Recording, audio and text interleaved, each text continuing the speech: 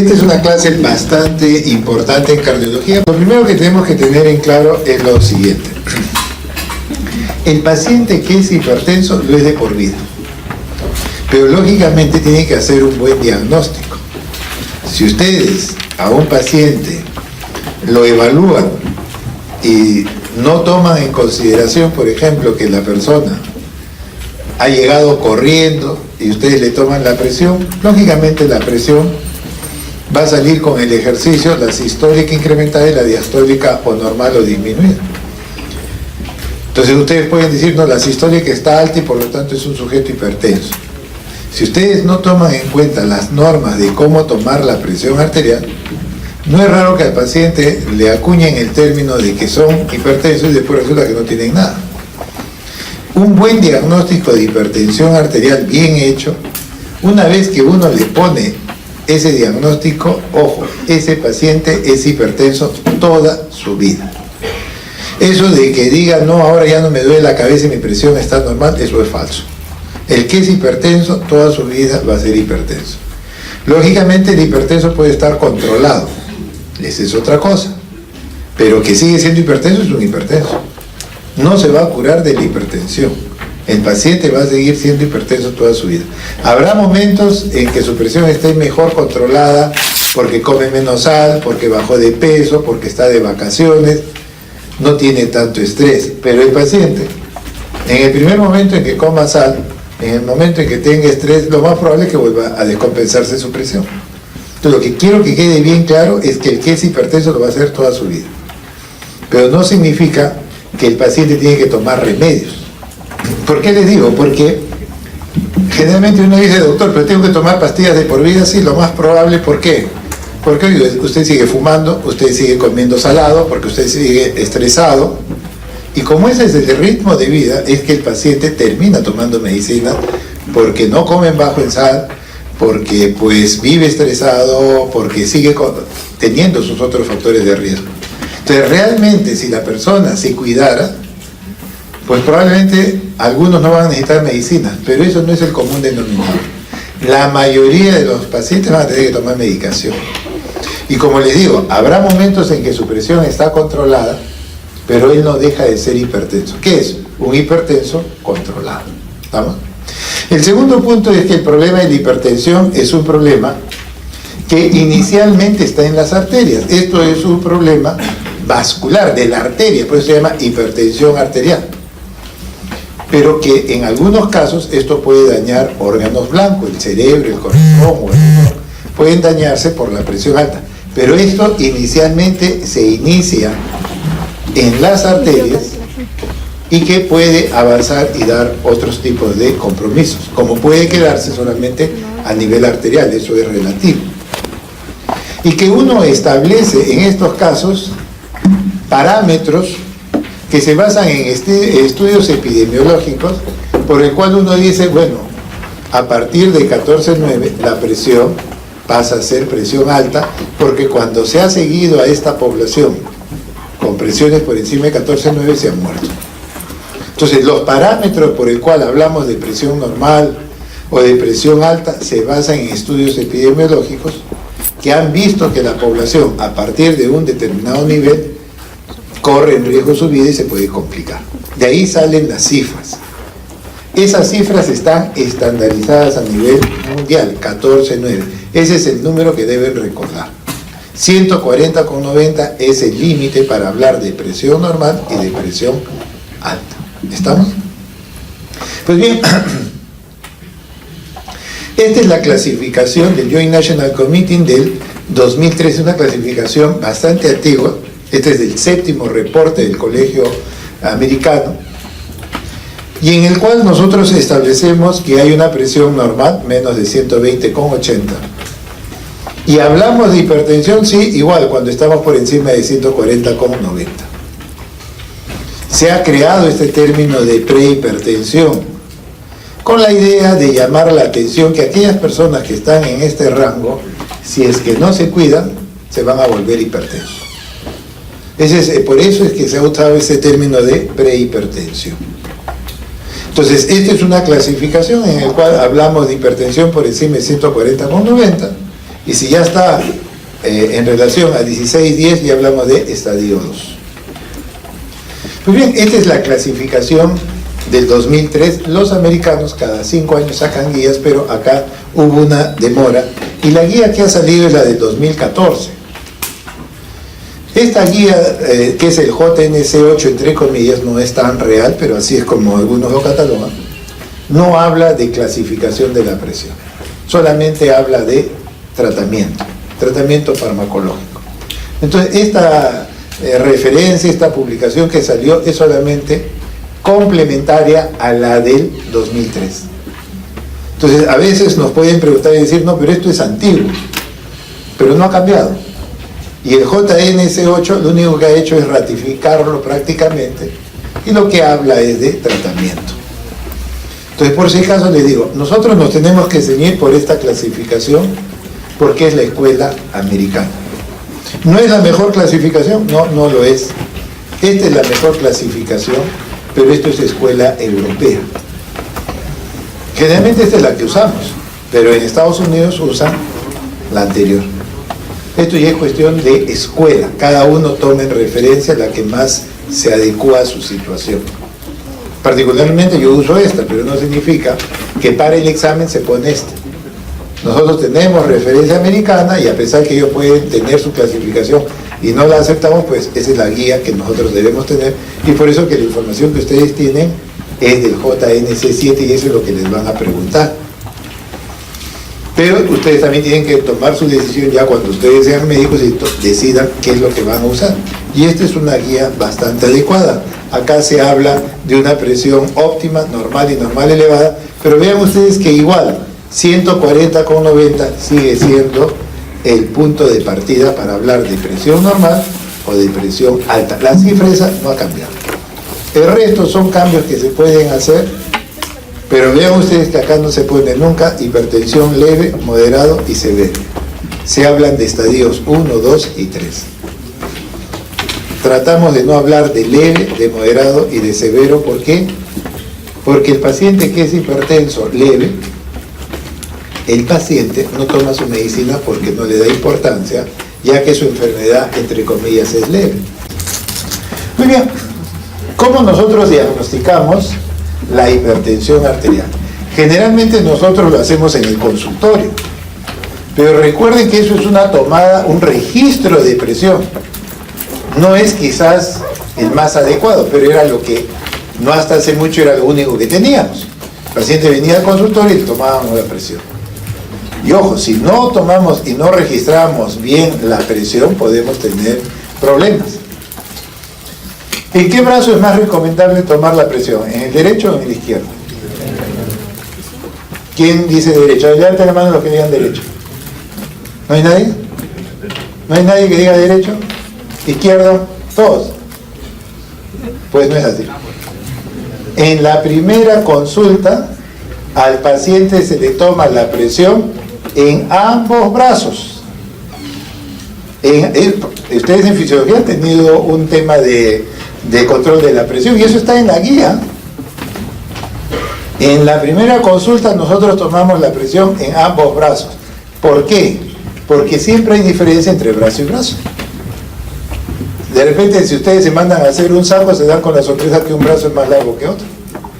O si ustedes se fijan, el tamaño de las orejas no son iguales, ni de la hendidura palpebral, no somos simétricos. Entonces, ¿qué se hace? Se toma la presión en ambos brazos y se registran las dos presiones y se sigue o se continúa en el brazo que tiene mayor presión. No es que se tome en el derecho o en el izquierdo, piensen que el izquierdo porque está cerca del corazón, eso es un mito, es una criollada. ¿Estamos? Se toma la primera vez en los dos brazos, se registran los dos valores y se continúa en el brazo que tiene la mayor presión. Eso es lo que uno tiene que saber, pues por eso es importante. Todos tomamos la presión fácilmente y creen que eso es todo. No, nos podemos equivocar. Por eso un mal diagnóstico de la presión, podemos decir que el paciente es hipertenso y resulta que no tiene nada. Si la persona, por ejemplo, ha fumado o ha tomado café, ¿cuánto tiempo hay que esperar para tomar la presión? ¿Ah? Media hora. ¿El café nos vuelve hipertensos? El que toma café, ¿a un paciente hipertenso le prohibimos el café? No. El café hace subir la presión pasajeramente y en 5 minutos ya empieza a bajar. El café eleva la frecuencia cardíaca y en 5 minutos ya empieza a bajar. Nadie debe prohibir el café al paciente hipertenso, es un mito que arrastramos. El café no es malo para nadie tomando café, si no Colombia pues todos serían hipertensos, ¿no? El café sencillamente tiene dentro de su composición la cafeína que hace variar un poco la presión, pero no es que nos va a volver hipertensos. Y si yo soy hipertenso y tomo café y en ese momento quiero tomarme la presión me va a salir falsamente elevada, porque no es el mejor momento de tomar la presión. Pero es muy importante saber registrar la presión. Con un registro de la presión, yo no puedo decir que el paciente sea hipertenso. Tengo que tener por lo menos 2 controles posteriores que me aseveren si el paciente es realmente hipertenso o no. Pero con un registro no se hace diagnóstico. Debo tener por lo menos 2 más para poder tener seguridad de poder saber si ese paciente es hipertenso. ¿Estamos? En la farmacia nos pueden diagnosticar de hipertensión arterial. Cuando uno va, por ejemplo, a la farmacia me toman la presión, ¿me pueden diagnosticar que soy hipertenso? No. El diagnóstico es un criterio, es una evaluación del médico. El de la farmacia, ¿qué puede hacer? Registrarme la presión. En mi casa me puedo registrar la presión, pero el único que hace el diagnóstico es el médico, porque hay muchos criterios o muchas consideraciones que me pueden hacer que el valor esté equivocado o esté falsamente elevado. La única persona que diagnostica la presión es el médico. Todos podemos tomarnos la presión, todos nos pueden registrar la presión, sí, todos me pueden tomar, pues una cuestión técnica, pero el diagnóstico es exclusividad del médico.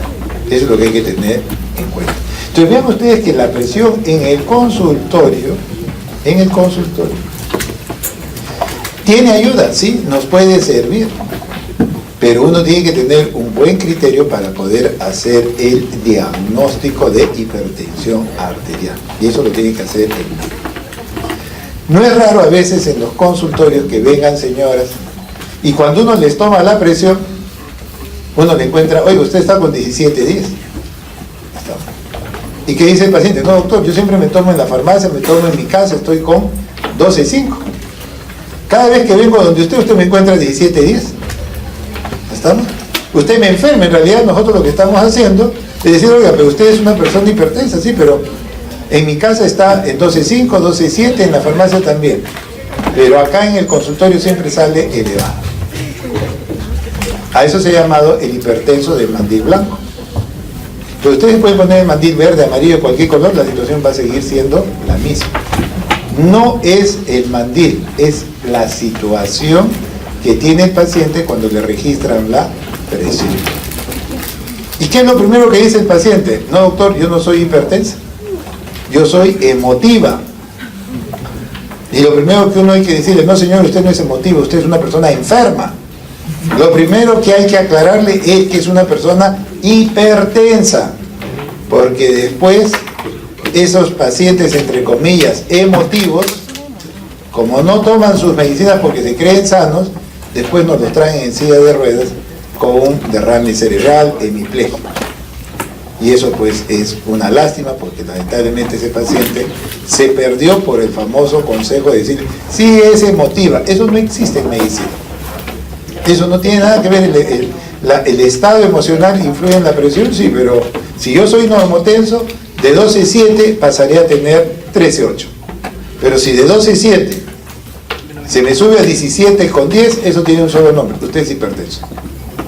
Esas subidas de presión ya me va indicando el paciente hipertenso. No acepten, por favor, el término de emotivo. No existe en cardiología el término emotivo. O se es hipertenso o no se es. Y no le demos la posibilidad de decir, señora, no se preocupe, usted está con preocupaciones, por eso es. Nos dará pena después ver al paciente que venga. Entonces, nosotros tenemos una serie de limitaciones para poder hacer un buen diagnóstico en el consultorio, y por eso es que aparecieron, y esto ya hay actualmente, y no son muy costosos, pero hay estas posibilidades. Esto es el monitoreo de presión arterial, que es lo que generalmente tratamos de hacer. Se le pone un tensiómetro igual que el que usamos, pero se va registrando la presión. El paciente se lleva este monitor a casa, hace su actividad diaria y uno establece si el paciente es hipertenso o no. Tenemos una mejor noción porque tenemos un control de 24 horas. No piensen que la presión solamente se eleva de día. Hay gente que eleva de noche la presión. Normalmente nosotros esperamos que las personas de noche descansen, que se relajen y que la presión baje. Pero hay personas que incluso durmiendo le sube la presión. A eso se le llaman los no dipper. Lo que se espera en la noche es que la presión caiga. Eso es fisiología. La persona está descansando, la presión tiende a disminuir en la noche. Y en el día, por nuestro trajín, por nuestro quehacer, la presión tiende a subir. Eso es lo fisiológico en la presión. Pero no esperen que todos se comporten así. Hay gente que durmiendo le sube la presión. A eso le llaman los no dipper. Entonces, para eso y para muchas otras cosas, es que la mejor forma de establecer el diagnóstico es mandando y haciendo este registro del monitoreo de 24 horas. Se llama el mapa. Acá ustedes van a ver cifras de día, cifras de noche, pero por favor, estas cifras no me interesan ahorita que las memoricen. Lo único que memoricen es 14,9, 140,90, porque al final van a terminar confundidos con tantas cifras. La que me interesa más es la que ustedes pueden tomar en un consultorio y saber, 14,9 es el corte.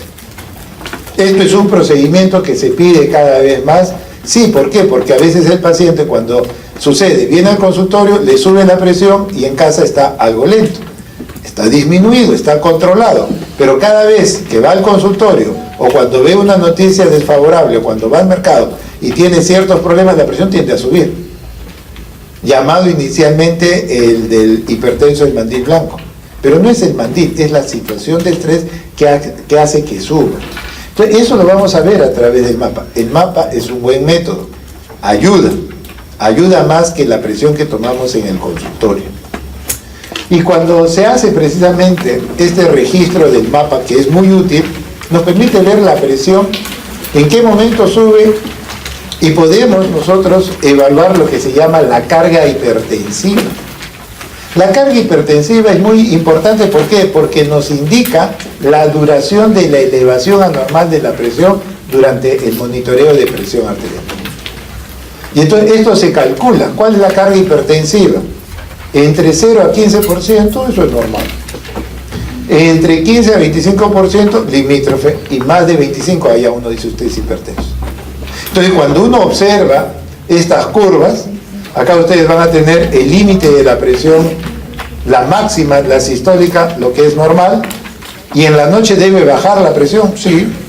Lo mismo sucede con la presión diastólica o mínima, que en la noche también tiene que bajar. Pues bien, los registros de la presión que están por encima de lo normal, esto que ustedes ven acá en la máxima y esto que ven en la mínima, estos son lo que se llama la carga hipertensiva. ¿Que es muy importante? Sí.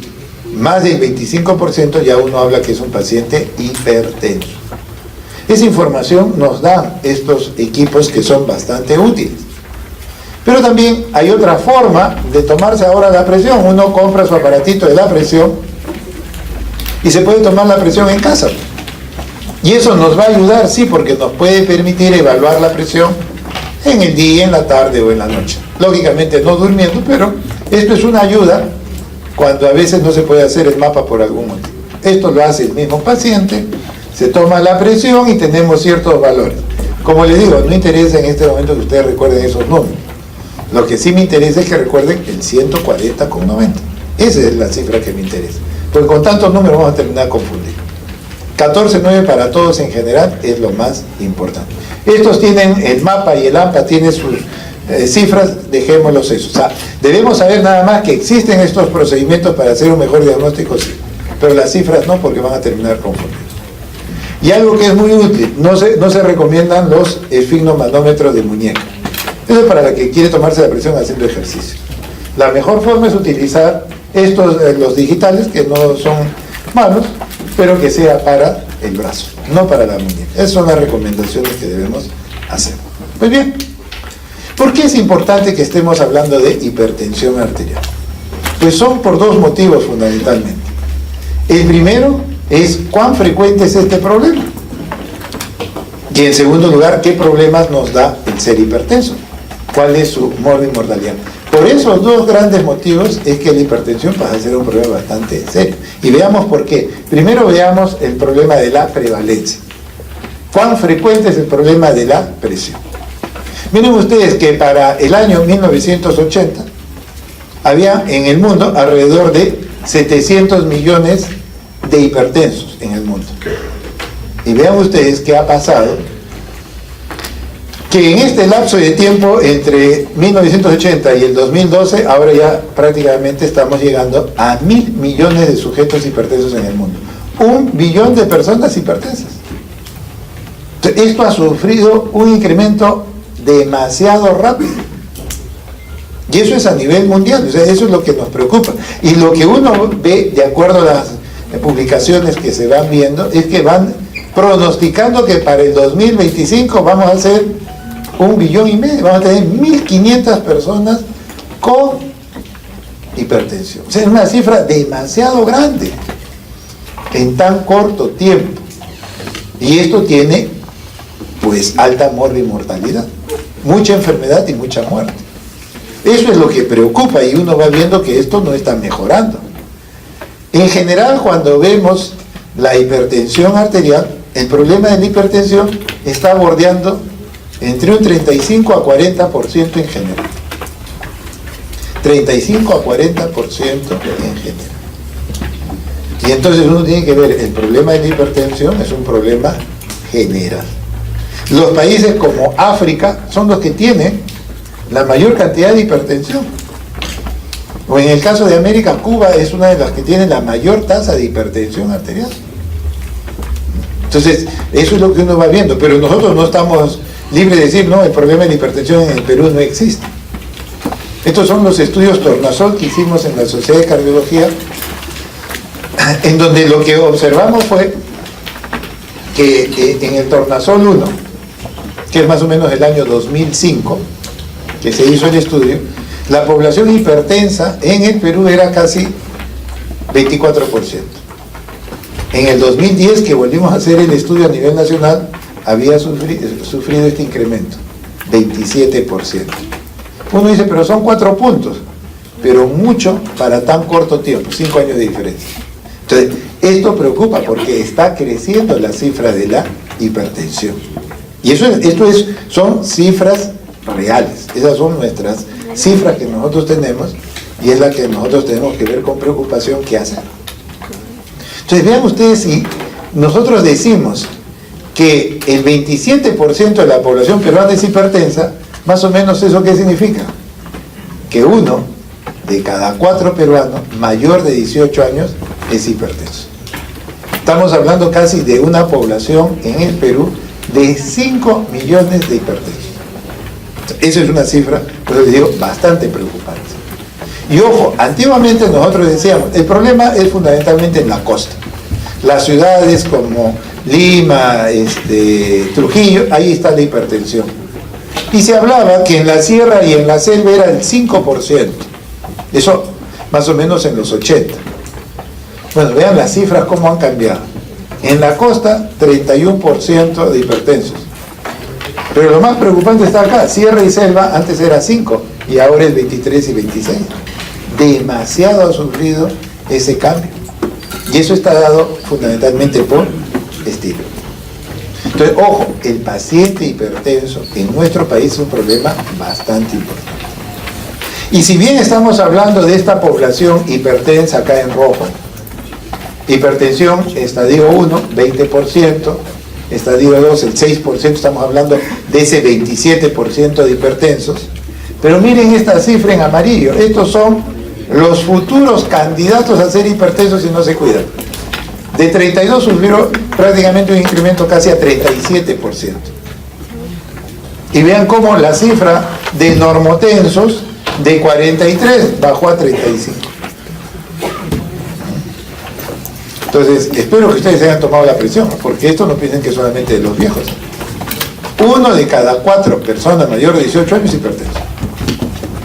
Y esto va a pasar en sus consultorios, sean ginecólogos, sean oftalmólogos, igual lo van a ver. Y tienen que aprender a manejarlo porque son 5 millones de hipertensos. Cardiólogos somos 1.200. ¿Podremos solucionar el problema? Imposible. Esto es un problema que va por encima de la especialidad. Esto lo debe ver el internista, el médico familiar, el de primer nivel. ¿Estamos?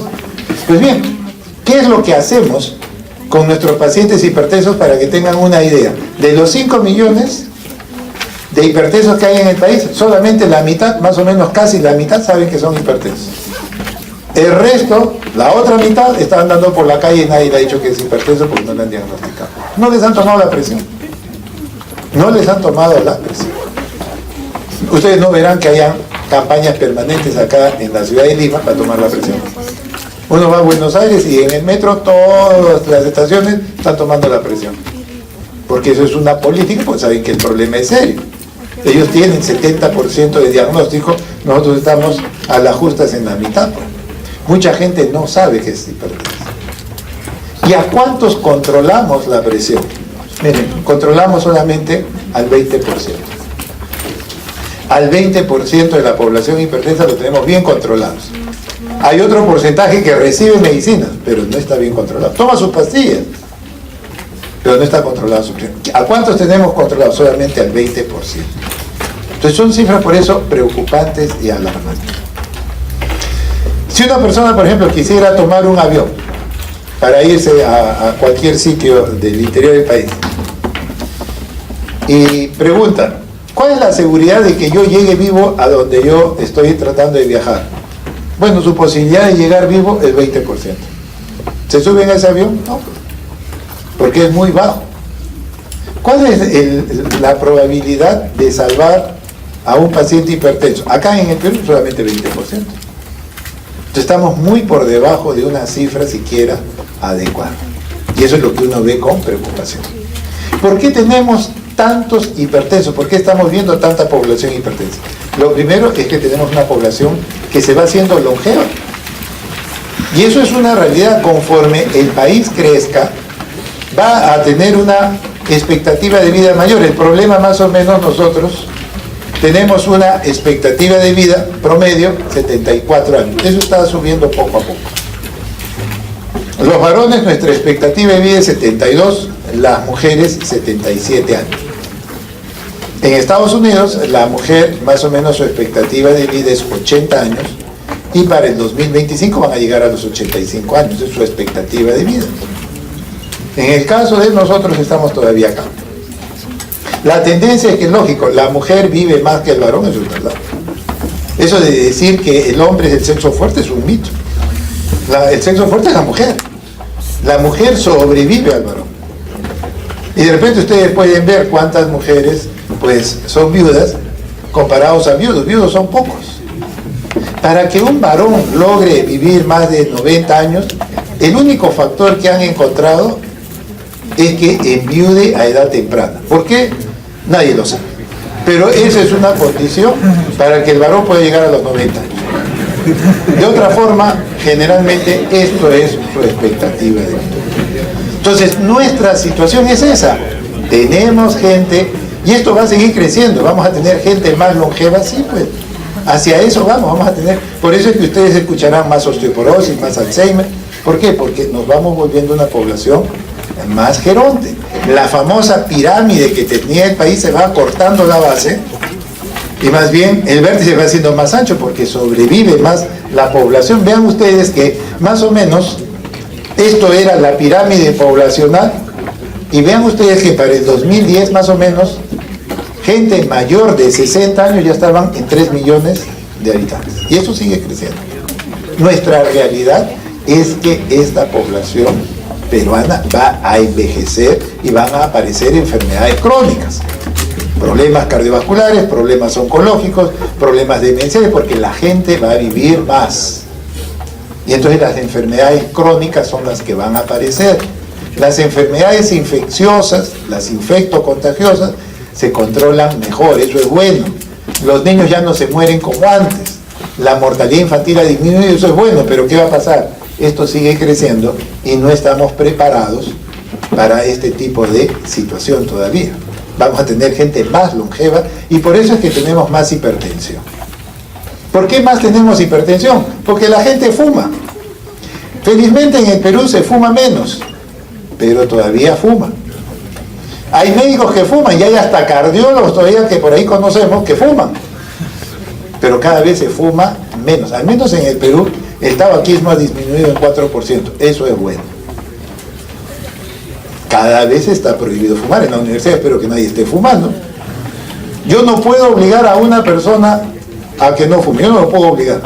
Lo que sí puedo obligarle es, oiga, usted no me puede llenar de humo el ambiente en donde estoy, porque eso es mi derecho. Eso hay que entenderlo bien claro. La gente fumará. No le puedo prohibir que fume. Lo que sí le puedo es educar y decirle, oiga, el fumar es dañino para la salud.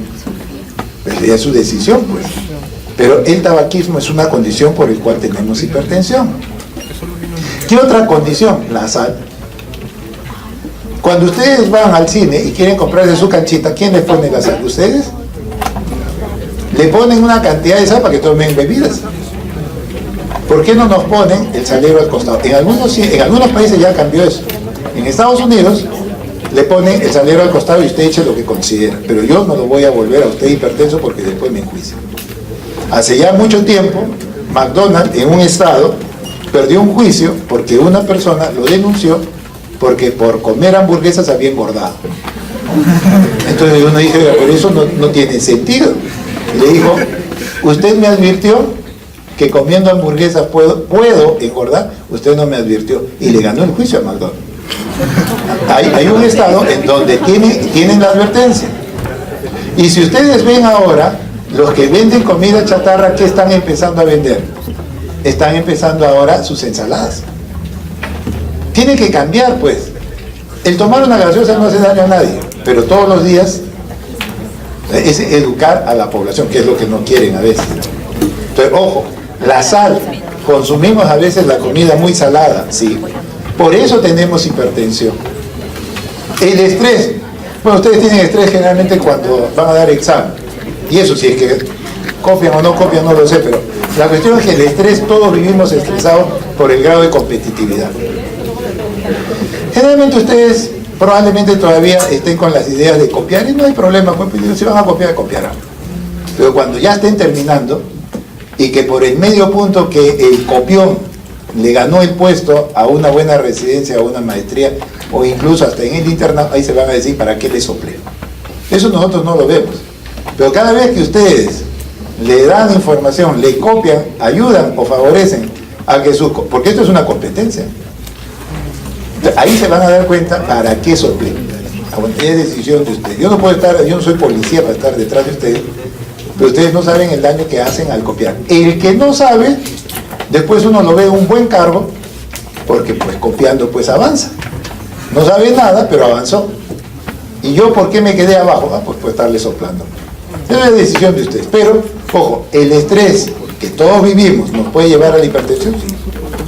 Otro problema. Cada vez nos volvemos más sedentarios, estamos detrás de la computadora.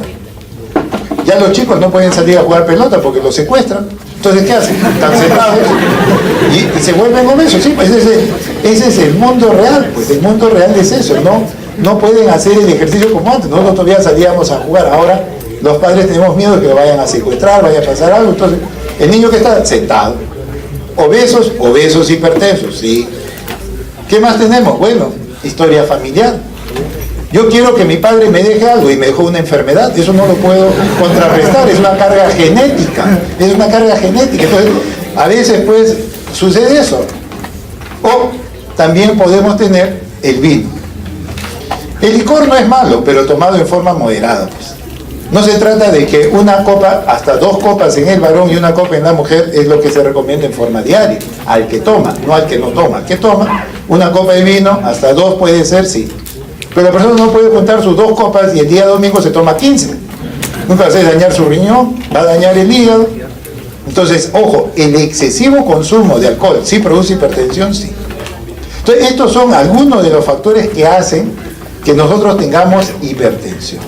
Y ya tengo el problema de hipertensión, pero ¿qué tan importante es? Pues la morbimortalidad del paciente hipertenso hay que tener mucho cuidado, porque eso va incrementándose. De los factores de riesgo, presión elevada, tabaquismo, colesterol, obesidad. ¿Cuál es el principal factor de la mortalidad en la población? La hipertensión. Oiga, pero la hipertensión es fácil de controlar, sí, pero controlamos en el Perú al 20%. Controlamos solamente al 20%. Es fácil de controlar, sí, pero no lo controlamos, pues. Entonces vean ustedes que el paciente hipertenso, ojo, bien diagnosticado, por eso les digo, tienen que hacer un buen diagnóstico de hipertensión. Una vez que ustedes le ponen el sello de que es hipertenso, esa persona, si no se cuida, se va a morir antes de tiempo. La expectativa de vida disminuye en el paciente hipertenso. Vean ustedes que prácticamente la mitad de los sujetos infartados son hipertensos. Y las 2/3 partes de los accidentes cerebrovasculares, los strokes, las 2/3 partes en paciente hipertenso. O sea, ser hipertenso y no controlarse es un riesgo muy alto, sí. O porque se muere de un infarto, o porque se queda inválido con un accidente cerebrovascular. Ese es el problema de ser hipertenso. Definitivamente ya mi expectativa de vida se acortó si es que no me cuido, no me controlo. Por eso lo ideal es evitar que el paciente llegue a ser hipertenso. Vean ustedes que más o menos cada año hay más de 17 millones por enfermedades cardiovasculares de muerte. Pero de ellas, ¿cuántas están relacionadas a la hipertensión? Más de la mitad. O sea, hay mucho problema en relación a una enfermedad muy trivial, muy simple, entre comillas, pero resulta que nos mata mucho o que nos deja inválidos. Entonces vean ustedes, las dos complicaciones más serias son el infarto, que tiene alta mortalidad, y en segundo lugar, el accidente cerebrovascular, que nos puede dejar inválidos a los 35, 40 años. Cada vez la hipertensión aparece antes de tiempo, precisamente por los estilos de vida. Y felizmente, en cierto modo, ahora los jóvenes cuando van al gimnasio siquiera les toman la presión, lo cual no hacen los médicos, y resulta que les detectan la hipertensión a los 18, 20 años. Entonces no piensen que eso no existe, existe. Oiga, pero antes ¿por qué no escuchaba? Porque no les tomaban la presión, porque no iban al gimnasio. Ahora siquiera van al gimnasio y el médico que nunca les tomó la presión, aún el pediatra nunca le tomó la presión, resulta que hay hipertensos. Entonces, estos son los dos problemas serios. De los casi 7 millones de muertes por enfermedad isquémica, o sea, por infarto, la mitad producto de un mal control de la presión arterial. De los 5 millones que mueren por accidente cerebrovascular, 60% por el mal control de la presión arterial. ¿Es tan difícil controlar la presión? No, pero en la práctica sí. Por problemas del médico, por problemas del paciente o por los problemas del sistema de salud. Vean ustedes lo que le sucede a un paciente hipertenso en relación al normotenso. Acá tienen en amarillo el que es de presión normal y en azul los que son hipertensos. Sean hombres o sean mujeres, el hipertenso siempre va peor que el normotenso. Sea para enfermedad coronaria, sea para accidente cerebrovascular, para enfermedad arterial periférica o para insuficiencia cardíaca. El que es hipertenso va mal. Se va a morir antes de tiempo, se va a complicar antes de tiempo. Sea hombre o sea mujer. Esa es la situación. Y vean que conforme va subiendo la presión arterial, el riesgo de enfermedad coronaria o de ACV crece. O sea, se va incrementando. Conforme nuestras cifras de presión suban, el problema coronario, el infarto, cada vez es más frecuente, o los accidentes cerebrovasculares empiezan a crecer. ¿Cómo va el país? Nosotros, en un intento de hacer un registro, esto no es el más adecuado, pero es lo que tratamos de hacer, el registro del RENIMA, pues pudimos en el año 2010 conseguir más o menos 1.600 casos de infartos. Creemos que la cifra, esto es más o menos la quinta parte. En el país debe haber alrededor de 8.000 infartos por año, más o menos es lo que creemos. No hemos podido hacer un registro como quisiéramos porque hay una serie de limitaciones económicas. Pero tanto el RENIMA 1 y el 2 que se hicieron, algo demostró, de que la gente se infarta y que tiene ciertos factores de riesgo. Y el más importante, hipertenso. Y la persona no solamente se infarta siendo hipertensa, prácticamente en los dos estudios, la mitad prácticamente de ellos tenían por lo menos 2 o 3 factores de riesgo.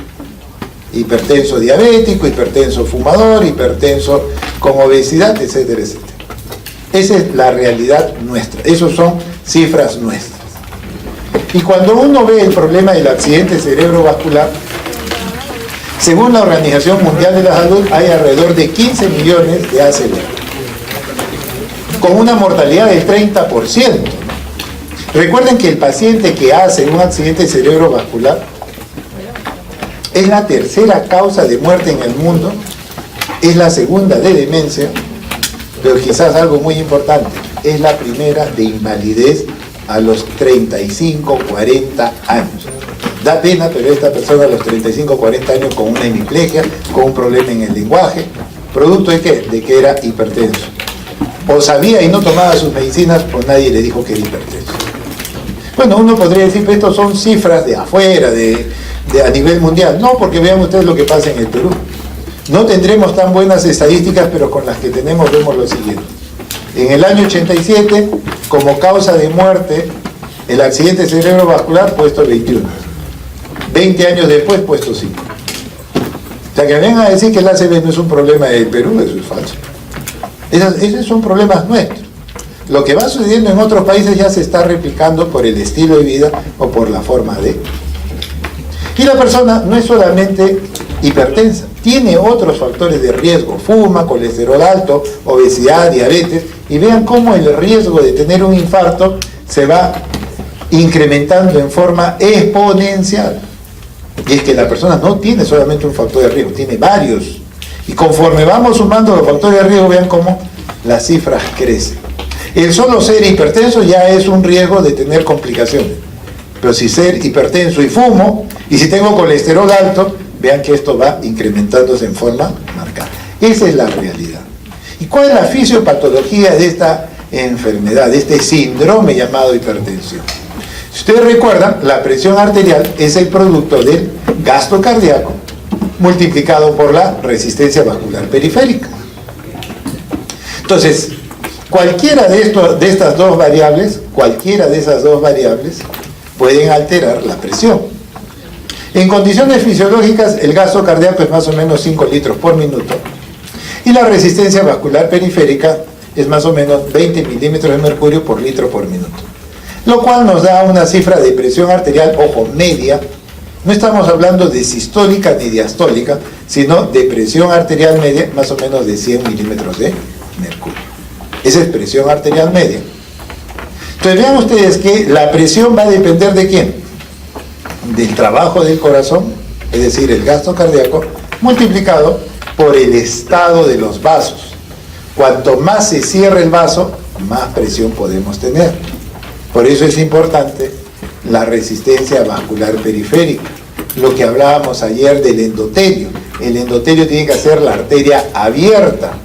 Pero si la arteria se cierra, si se produce vasoconstricción, la presión va a tender a incrementarse.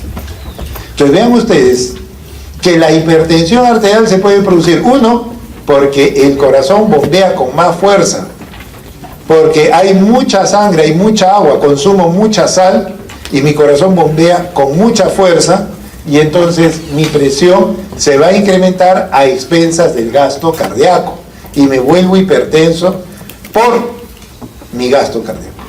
Pero también la otra posibilidad, resistencia vascular. Si el vaso se cierra, mi presión se va a incrementar. Y la siguiente posibilidad, bueno, que las dos cosas suban. Entonces vean ustedes, esas son las posibilidades por el cual yo puedo desarrollar hipertensión arterial. Esas son las posibilidades por las cuales yo puedo desarrollar hipertensión arterial. Entonces vean ustedes que la presión arterial, si bien es gasto cardíaco por resistencia vascular periférica, hay más variables. ¿De qué depende los 5 litros que el corazón bombea un minuto? Bueno, lo que yo bombeo en cada latido multiplicado por mi frecuencia cardíaca. Yo bombeo en cada latido 70 mililitros. Mi frecuencia cardíaca es 70 latidos por minuto. Si en cada latido bombeo 70 mililitros, pues en un minuto voy a tener 70 por 70, 4.900. Ahí están los 5 litros de sangre. Ahí están los 5 litros de sangre que normalmente el corazón debe bombear. Sí, pero ¿cómo va la resistencia vascular? La resistencia vascular va a depender del estado de vasoconstricción o de vasodilatación que tiene el paciente. Entonces vean ustedes que el paciente puede volverse hipertenso o porque hay un volumen de eyección incrementado, o porque hay una frecuencia cardíaca incrementada, o porque hay una vasoconstricción. Pero también puede ser por la combinación de ellos. Esas son las posibilidades. Por eso es que poco a poco uno tiene que ir viendo cómo manejar a estos pacientes hipertensos. Pues bien, veamos. El volumen de eyección, lo que el corazón bombea cada vez que se produce un latido, va a depender fundamentalmente de lo que se llama la precarga.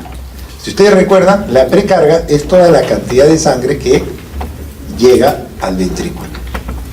Y esta cantidad de sangre que llega al ventrículo va a depender del volumen sanguíneo que tenemos en el cuerpo y cuánto de ese volumen regresa al corazón. Cuánto de ese volumen va hacia el corazón. Entonces, esta precarga determina el volumen de eyección y esto va a determinar el gasto cardíaco. Y dependiendo de eso voy a tener una respuesta en mi presión arterial. Pues bien, ¿quién se encarga del volumen sanguíneo? Pues es el riñón. El riñón que tiene la capacidad de retener sodio. Si yo retengo sodio, ¿qué estoy reteniendo? Agua. El sodio siempre jala agua. Y entonces, si yo como muy salado, pues sencillamente, aunque sea que tome poca agua, esa poca agua va a quedar atrapada en el cuerpo. Entonces, el riñón es un elemento muy importante. Y dependiendo de cómo funcione ese riñón, podemos variar nuestra precarga, podemos variar nuestro volumen de eyección, podemos incrementar nuestro gasto cardíaco y ya me volví hipertenso. ¿Y de qué depende esta capacidad de retener sodio por parte del riñón? Pues depende de dos situaciones. Uno es genético. Hay personas, sobre todo de la zona ya de Piura o de Sullana, que por el calor generalmente a diversos alimentos le echan mucha sal. Como ellos se deshidratan por el calor, abusan, no saben, pero controlan esa deshidratación con sal. Consumen tanta sal que se van ya al otro problema. Los genes han cambiado y ellos, por ejemplo, se vuelven hipertensos. ¿Por qué? Porque genéticamente ellos, tiene el riñón la capacidad de retener cualquier cantidad de sal. Aunque sea pequeña, la retiene. Eso ya es una orden genética. Eso yo no lo puedo ya cambiar. Ya los genes han cambiado en esa población del norte. Entonces ellos fácilmente, aún cuidándose la sal, ellos retienen la poca sal que hay, van a incrementar su precarga, incrementan el volumen de eyección, se eleva el gasto cardíaco y me volví hipertenso. ¿Eso lo puedo controlar? No, porque eso ya es genético. Pero felizmente eso no es lo más frecuente. Lo más frecuente por el cual nos volvemos hipertensos en relación a la sal es porque comemos salado. Le echamos sal a la comida a veces sin probar. Hay gente que tiene la mala costumbre de que le sirven y ya le está echando sal a la comida. Entonces esas condiciones es que hacen de que por consumir mucha sal, y eso es generalmente adquirido, hay un grupo pequeño que es genético pero el grueso es adquirido, nos podemos volver hipertensos porque estamos consumiendo excesivamente sal y que hace incrementar esta parte del cuadro. Pues bien, hay otro elemento que también regula la presión y es nuestra actividad adrenérgica. La actividad adrenérgica está en relación con nuestro estrés y por eso no es raro que la persona que vive estresada empiece a elevar sus latidos cardíacos y se eleva la presión. Pero ahí no queda el asunto. La actividad adrenérgica, el estrés también cierra los vasos. Las catecolaminas hacen que los vasos se cierren y generan vasoconstricción, y entonces la persona se va a volver hipertensa por estos mecanismos. Después tenemos el mecanismo del sistema renina-angiotensina. El sistema renina-angiotensina, que es un mecanismo muy reconocido, participa el riñón, el pulmón, el endotelio y el hígado. Ellos también pueden y controlan la presión arterial, pero cuando ellos se alteran pueden generar hipertensión arterial. Entonces vean ustedes, la fisiopatología del hipertenso es muy importante para saber qué hacer. El paciente tiene 17-10 con la depresión, ya yo ya sé que es hipertenso, pero ¿cuál es el mecanismo? Debo yo tratar de buscar cuál puede ser la explicación por el cual es hipertenso. ¿Es un problema de resistencia vascular? ¿Es un problema de gasto cardíaco? Y si es de gasto cardíaco, ¿es un problema de precarga o es un problema de frecuencia cardíaca? ¿Qué mecanismo está fallando? ¿El riñón? ¿La actividad adrenérgica, el sistema nervioso o el sistema renina-angiotensina? Eso es lo que tenemos que establecer para poder dar un tratamiento adecuado. Todos van a estar, los hipertensos, con una presión que si no está controlada, pues no le puedo dar cualquier medicina. Tengo que entender la fisiopatología para buscar el mejor tratamiento. Y entonces uno de los problemas bastante serios y que se puede hacer algo es controlar pues precisamente el consumo de sal. Nadie dice que coma sin sal, porque eso no se puede hacer. Todos los alimentos siempre tienen algo de sal, pero no deben comer en exceso. Entonces vean ustedes que hay mucha relación entre la presión arterial y el consumo excesivo, escuchen bien, excesivo de sal, sí. Y vean ustedes que este incremento de la presión por la sal puede deberse por dos posibilidades. Gente que es sensible a la sal y gente más bien que es resistente a la sal. Nosotros no sabemos quién es sensible a la sal. Yo como un poco de sal ya me sube la presión. ¿Por qué? Porque soy sal sensible. Es una cuestión genética. Esto no es lo más frecuente. Lo más frecuente es que esto sea adquirido. Pero hay una respuesta genética en el cual la persona puede ser tan sensible que comiendo bajo en sal aumenta su presión porque es una persona sal sensible. Pequeños incrementos de la sal lo descompensa. Entonces, yo lamentablemente no puedo hacer una evaluación genética a la población para saber quién es sal sensible y quién no. Lo que nos queda es decir, ¿qué cosa? Coman bajo en sal. Esa es la recomendación general. No les digo sin sal, porque eso no se hace. Pero sí se le dice al menos que tengan cuidado con la sal. ¿Se puede transmitir la hipertensión arterial? Pues bueno, esto no estamos hablando de enfermedades infectocontagiosas, que hay un vector, nada de eso. Sino se puede transmitir la hipertensión arterial. Y la imagen del colombiano Botero nos muestra claramente la familia.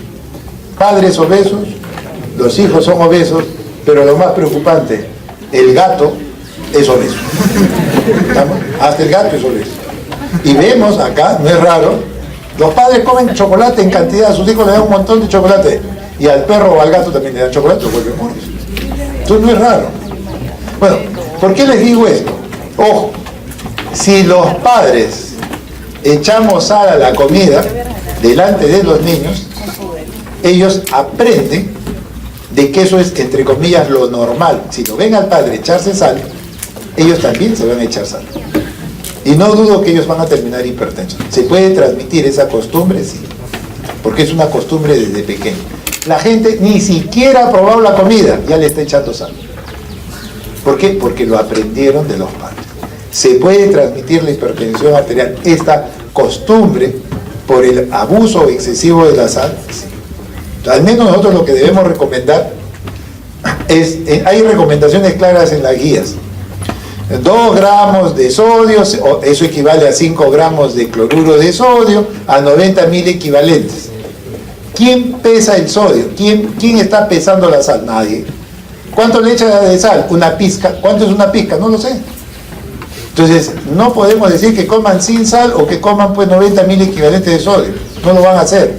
Tenemos que hablarle en el lenguaje del paciente. Oiga, no le eche sal a la comida ya preparada. Número 1. No le eche sal a lo que ya está preparado.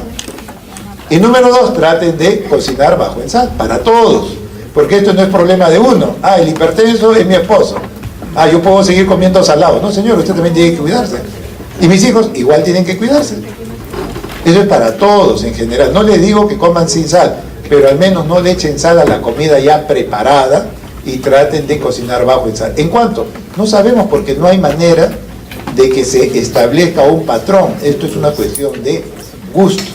Pero traten al menos de no echar sal a la comida, si no vamos a generar más hipertensión. Y eso es lo que nos va mostrando. Cuanto más sal la persona consume, hay más mortalidad cardiovascular. La persona puede decir, doctor, bueno, ahora voy a comer bajo en sal, voy a hacer el esfuerzo de comer bajo en sal.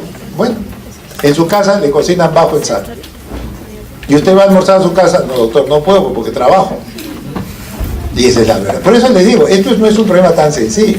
La persona puede tratar de decir, sí, yo quiero comer bajo en sal, sí, pero usted va a trabajar y en donde le va a trabajar le van a dar comida salada. Porque no hay una costumbre. En Argentina, hace unos 3 años, han disminuido la sal, el sodio, en todos sus productos que son preparados. Por ley le han disminuido medio gramo de sodio. Ya si quieres una política. Pero no la copian el resto de países, pues lo hace uno por un lado y así estamos. No hay una política segura para poder seguir. Hay otros ejemplos en muchos sitios, pero acá todavía no estamos como quisiéramos. A mayor sal, mayor problema cardiovascular. Pues bien, ¿qué pasa si yo... Lo primero que podríamos hacer, oiga, en los cines, que la sal me lo pongo al costado. El salero yo me echaré lo que quiera. Y en la comida igual, en Estados Unidos hacen mucho eso, en Europa también. Oiga, usted échese la sal que quiera, usted verá cuánto se echa. Ya es decisión de cada uno. ¿Podemos nosotros corregir eso? Sí. Y a veces se quejan porque nos dicen, oiga, pero si yo restringo la sal, la presión pues no va a bajar tanto, 1 a 2 milímetros de mercurio, no es tan significativo. Ese es en el normotenso. En el hipertenso significa 5 milímetros de mercurio. Oiga, sí, esto ya es significativo. ¿Vale la pena reducir el sodio, la sal en los alimentos? Sí, definitivamente sí. ¿Y dónde está el sodio? El 8% de lo que tenemos de sal es prácticamente la sal que viene en los alimentos. Eso no se puede cambiar. Hay más o menos un 20% de lo que nosotros echamos a la comida, le agregamos a la comida. Pero ¿dónde está la mayor cantidad de sal? Escondida. Porque nadie nos dice dónde está. En los alimentos procesados, en los embutidos, en los quesos. Entonces, hay una sal enmascarada que nosotros no nos percatamos, y es precisamente donde hay un mayor contenido, mayor porcentaje de sodio, al cual no lo detectamos. Nosotros más estamos pensando en esta parte, que no es malo, pero esta de acá, vean ustedes lo importante. Eso es un factor bastante importante, y eso abunda pues en la comida pues chatarra, y eso es una situación real, ¿no? En Estados Unidos uno ve gente muy obesa, gorda, los universitarios obesos, y uno dice, oiga, pero ¿por qué no come sano? ¿Por qué no come fruta? Pues fíjense cuánto cuesta la fruta y cuánto cuesta una hamburguesa. La fruta es tan cara que no la puede comprar, pues. Entonces no es tan fácil de echar la culpa a que usted puede comer fruta. Acá también, si nosotros decimos coman fruta, es bien difícil. ¿Por qué? Porque la fruta se malogra de un día para otro. Nadie quiere llevar fruta si es que no se va a consumir. Por eso es que no se consume. A pesar que es bueno, no se consume. Son estilos de vida que tienen que ver. ¿Y cómo me doy cuenta que es un hipertenso que está reteniendo sal, que está reteniendo agua? Por el edema. Son hipertensos que están hinchados. Entonces, un hipertenso que retiene agua en las piernas, yo me voy dando cuenta, esto es probablemente por excesivo consumo de sal. El otro problema que tenemos, aparte de entender que el riñón puede elevar la presión por un problema de sal y volvernos hipertensos, el otro problema serio es el estrés, que cada vez se vive la gente. Vivimos en un mundo globalizado, hay mucho estrés, todo el mundo está detrás de la hora de hacer un tipo de competitividad, es la globalización, y eso hace daño. Sí, eso definitivamente hace daño. Entonces, el ritmo de vida que uno lleva, pues propicia eso. Mucho estrés hace daño. Pero hay gente que le gusta llegar al estrés. Gente que se sube a la montaña rusa para gritar un rato y estresarse. Son locos, pues estarán ahí. ¿Qué hacen con eso? Elevan tanta adrenalina que hace daño, y el problema es que eso es un daño agudo que el corazón no soporta. Es diferente soportar en forma crónica un incremento de catecolamina que en forma brusca aguda. Pero como todavía eso no se ha estudiado mucho, todavía lo dejan que eso se siga manteniendo, pero no es bueno. Hay gente que le gusta el peligro y vive del peligro, y ellos van a terminar con mayor daño cardiovascular, es muy probablemente que sí. Entonces vean ustedes que el control de la presión arterial está relacionado al estado afectivo y emocional. Y este control de la presión que se hace a nivel de los centros vasomotores, a nivel del sistema nervioso central, ahí nosotros lo que vamos a tener es que se controla y se regula la presión, y a través de estos centros vasomotores nosotros podemos incrementar la presión arterial al activar la vía simpática, que incrementa el inotropismo, que genera vasoconstricción, es decir, el corazón bombea más y los vasos se cierran. Por efecto de la actividad simpática, la presión tiende a subir. Entonces, vean ustedes que el estado emocional puede influir sobre estos centros vasomotores. Si hay mucho estrés, hay mucha tensión, sencillamente el estado emocional puede, este sistema de automatismo, este sistema vegetativo autonómico que regula nuestra presión arterial. Si la presión arterial baja, inmediatamente mi presión tiene que subir. Si mi presión arterial sube, estos centros vasomotores hacen que mi presión baje. Este sistema autonómico está bajo la influencia del estado emocional. Entonces, este sistema que controla mi presión en forma adecuada, de tal forma que si la presión sube, yo la tengo que bajar, si la presión baja, yo la tengo que subir, este mecanismo de autocontrol está bajo la influencia del estado emocional. Y entonces, ¿qué va a suceder? Ante mucho estrés, voy a hacer que este sistema funcione solamente elevando la presión. Y en algún momento me va a volver hipertenso.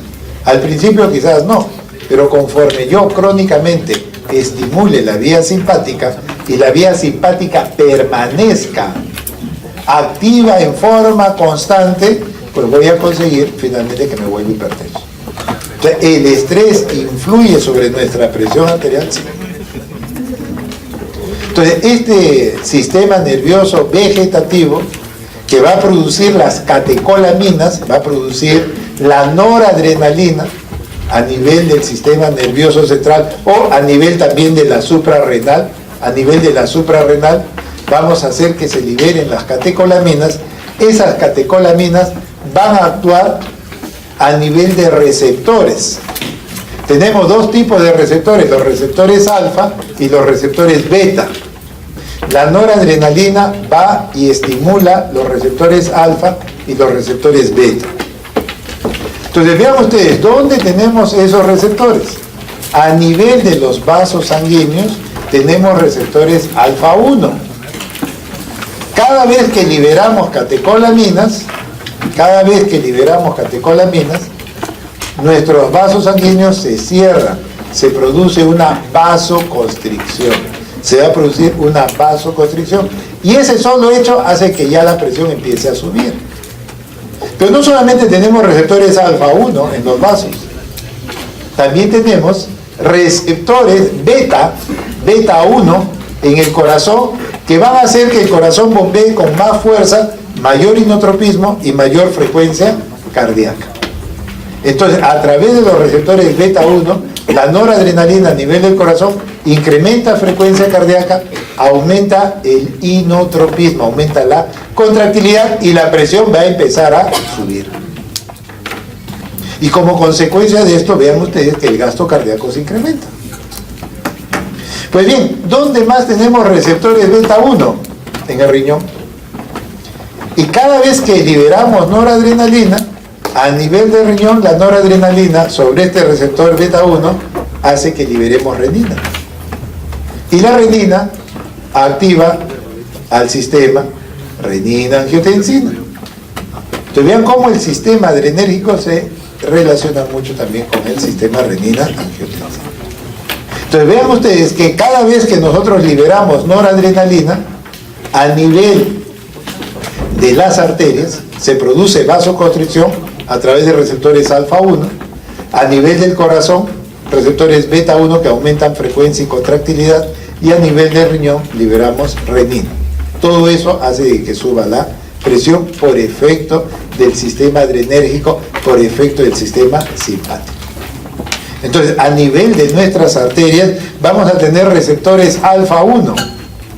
Cada vez que liberamos noradrenalina, los vasos se cierran y la presión va a tender a subir. Entonces, eso es lo que hay que tener en cuenta. La actividad adrenérgica, que está muy relacionado al estrés, nos puede volver hipertensos.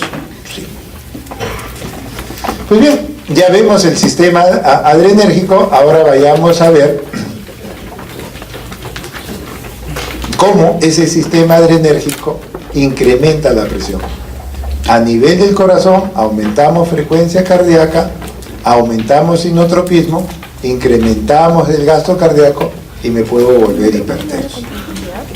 Pero ahí no queda mi problema.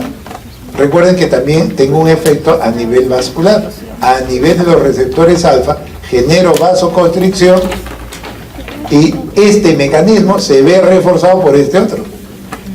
Vean ustedes cómo tenemos dos mecanismos por efecto adrenérgico, por efecto del sistema adrenérgico simpático, que va a elevar la presión arterial. Muy bien, ahora veamos el sistema renina-angiotensina. ¿El sistema renina-angiotensina también eleva la presión? Sí. Entonces vean ustedes, a nivel del riñón nosotros liberamos renina por diversos mecanismos. Eso ya lo han estudiado en fisiología. Cada vez que el sodio disminuye a nivel de la mácula densa, se libera renina. Por actividad de los receptores beta 1 en el riñón, se libera renina. Y si la presión en la arteriola aferente disminuye, liberamos renina. ¿Y qué hace la renina? Pues la renina lo que va a hacer es actuar sobre el angiotensinógeno. El angiotensinógeno producido por el hígado, ese angiotensinógeno en presencia de renina se rompe esta molécula, esta proteína grande, y forma un decapéptido que es la angiotensina 1. Entonces la angiotensina 1 no funciona, no es activa. Sigue circulando la angiotensina 1 y a nivel del pulmón se encuentra con la enzima convertidora de angiotensina, la llamada ECA, y esa enzima convertidora de angiotensina transforma la angiotensina 1 en 2. Este decapéptido lo transforma en un octapéptido, que es la angiotensina 2, que es la forma activa. La angiotensina 2 es la que va a incrementar la presión por diversos mecanismos. Entonces vean ustedes cómo se activa este sistema renina-angiotensina. ¿Qué hace la angiotensina? Pues lo primero, a nivel del corazón, hace que ese corazón trabaje más. A nivel de los vasos, que se cierren los vasos. ¿Qué más hace la angiotensina? La angiotensina hace que el riñón retenga sodio y agua. ¿Qué más hace la angiotensina? Hace de que la suprarrenal secrete aldosterona. Por eso a este sistema renina-angiotensina también le llaman sistema renina-angiotensina-aldosterona. Entonces vean ustedes que la angiotensina 2 es producto de la enzima convertidora, la ECA, la enzima convertidora que transforma angiotensina 1 en 2. Esto hace de que la angiotensina 2 eleve la presión arterial. Pues bien, entonces vean ustedes que el riñón libera renina, la renina circula por la sangre y cuando se encuentra con esta proteína sintetizada por el hígado, el angiotensinógeno, pues se va a transformar el angiotensinógeno en angiotensina 1 en presencia de renina. Esta angiotensina 1 sigue circulando por la sangre y en presencia de esta enzima convertidora de angiotensina, la angiotensina 1 pasa a 2. Y es esa angiotensina 2 la que va a generar toda una serie de respuestas en el organismo. ¿Qué hace esa angiotensina 2? Pues bueno, va a actuar a diferentes niveles incrementando la presión. Entonces vean ustedes, la cascada angiotensinógeno, se activa angiotensina 1 por la renina, pero esta no es activa. La angiotensina 1 pasa a 2, y esto es por efecto de la ECA, y esta angiotensina 2 sí es activa. Va a actuar sobre su receptor, el receptor que está en muchos sitios, y va a tender a elevar la presión arterial. Entonces, este es el sistema renina-angiotensina. Voy a actuar sobre el corazón, aumentando la contractilidad, el inotropismo. Voy a actuar sobre los vasos, generando vasoconstricción. A nivel de la suprarrenal, hago que secrete aldosterona. A nivel de riñón, retengo sodio y agua. Y vean ustedes cómo este sistema renina-angiotensina, a nivel del cerebro, hace que el sistema simpático se active. Recuerden que el simpático activaba a la liberación de renina por el riñón, a través del receptor beta 1. Pero a la vez, el sistema renina-angiotensina activa el sistema simpático. Vean cómo los sistemas están interrelacionados. Y entonces lo que vamos a tener es este sistema renina-angiotensina que va a alterar la homeostasis de la presión arterial. ¿Cómo así? Bueno, lo que va a suceder es que la angiotensina 2 a nivel arterial, vasoconstricción. A nivel de riñón, retengo sodio y agua, y eso sube mi presión. A nivel de la suprarrenal, secreto aldosterona. ¿Y qué hace la aldosterona? Igual, retiene sodio y agua. ¿Qué más hace? A nivel del cerebro, estimula la sed para tomar más agua y aumentar mi volemia. Activo al sistema simpático. Lógico, el sistema renina-angiotensina activa al simpático, y el simpático también activa al sistema renina. Los dos están muy relacionados. Y a nivel del corazón aumentamos el inotropismo. Si bien esa es la respuesta ante la angiotensina 2, ¿qué va a determinar esa estimulación? Pues bueno, a nivel de la vasoconstricción vamos a cerrar el vaso. Incrementamos la resistencia vascular sistémica. Todos los vasos se van a cerrar y tenemos resistencia alta. Ese solo hecho hace que la presión suba. Pero al retener el riñón sodio, o la suprarrenal al secretar aldosterona y retener sodio, y por otro lado a nivel de cerebro me da sed y tomo más agua, lo que voy a tener es que por estos mecanismos mi volemia, mi volumen de sangre empieza a aumentar y mis vasos están cerrados. Por lo tanto la presión va a subir. Pero ahí no queda todo el efecto. Vean ustedes que el sistema simpático lo estoy activando, y el sistema simpático también me eleva la presión. Y por otro lado, el motor trabaja más. Inotropismo positivo. Entonces vean cómo este sistema renina-angiotensina, o cómo esta angiotensina 2 regula la presión y nos puede volver hipertensos cuando el mecanismo está funcionando en forma inadecuada. Entonces la angiotensina 2 pues tiene una serie de efectos más complejos, pero los más importantes para entender su compromiso a nivel de la hipertensión es el que ya hemos mencionado. Entonces vean ustedes, tenemos ya los tres mecanismos.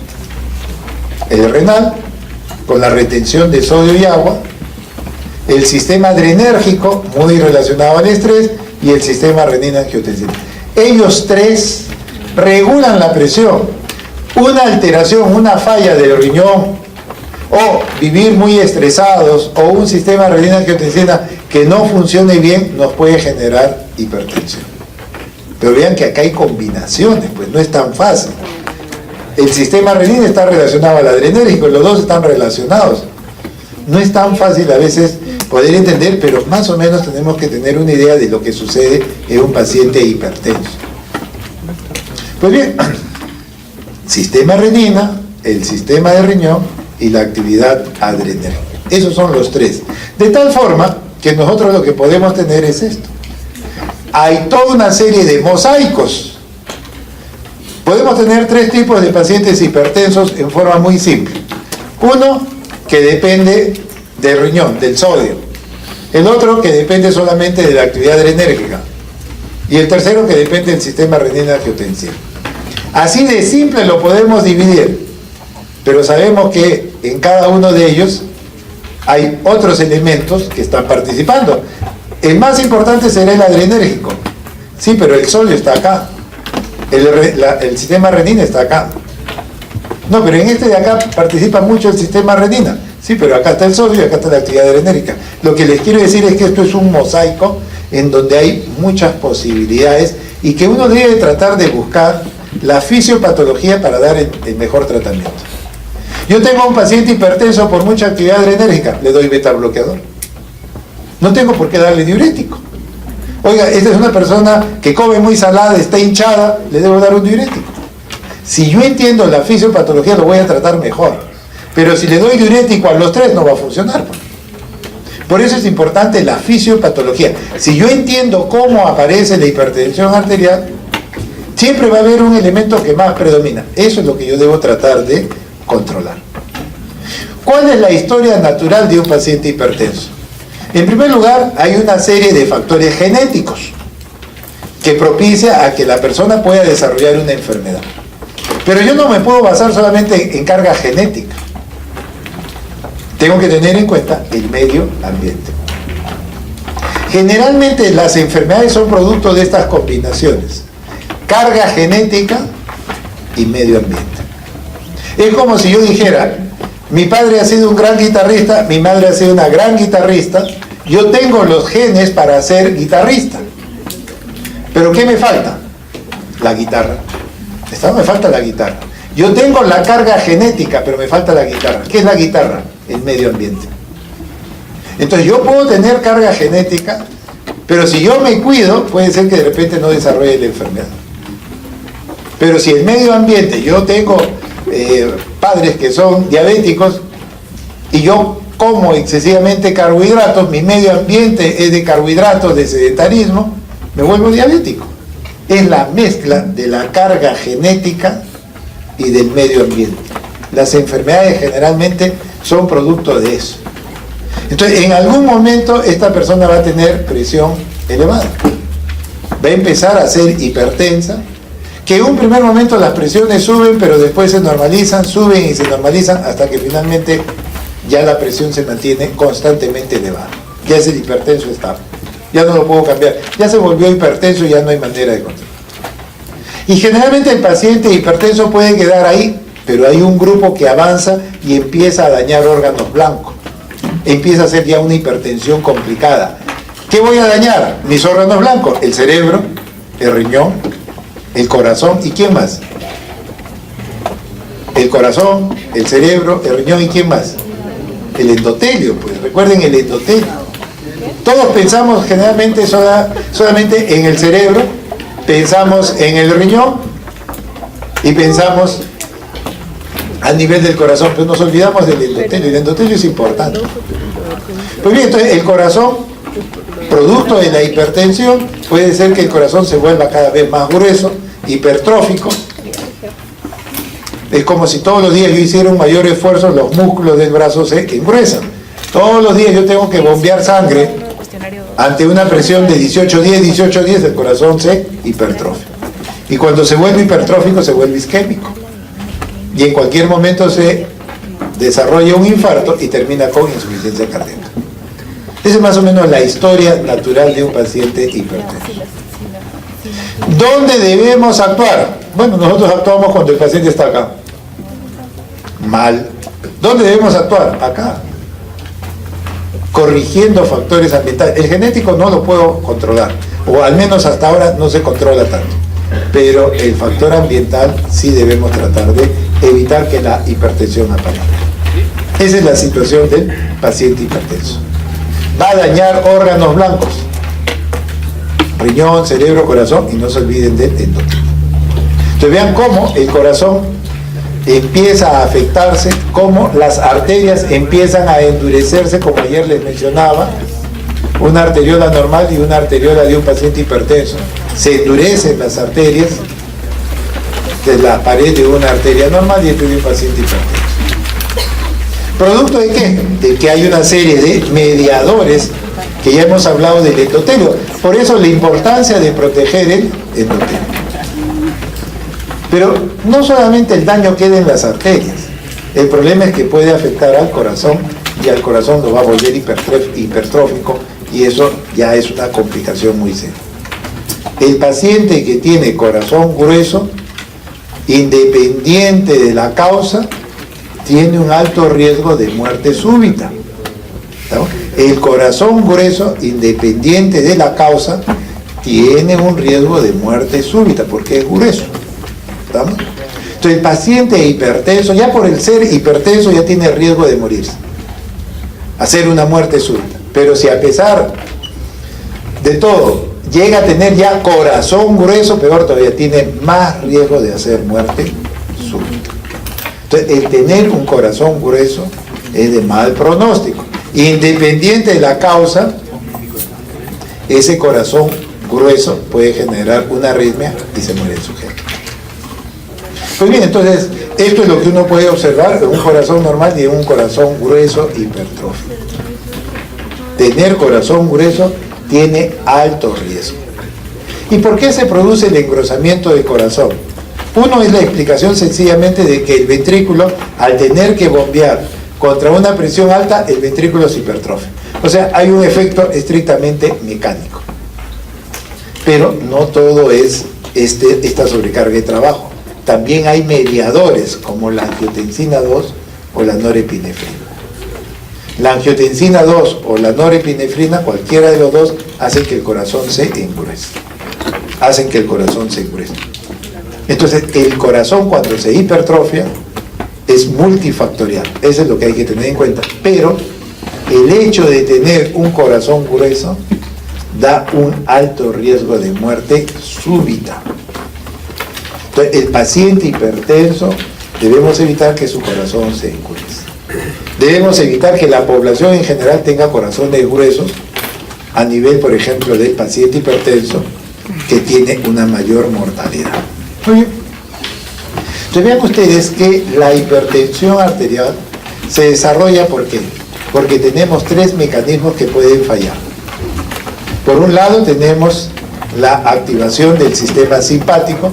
El sistema nervioso vegetativo puede alterarse y volvernos hipertensos, sí. El segundo mecanismo, el sistema renina-angiotensina. Un sistema renina-angiotensina alterado nos puede volver hipertensos, sí. ¿Quién más nos puede volver hipertensos? Comer salado, comer excesivamente sal nos puede volver hipertensos. Entonces, estos son los mecanismos que nos pueden llevar a la hipertensión arterial, sí, pero ojo, también nosotros avanzamos en lo que se refiere al género. El varón, por el ritmo de vida, tiene más chance de ser hipertenso. La mujer está protegida por los estrógenos hasta que llega la menopausia. Una vez que la mujer pasa la menopausia, el riesgo se iguala.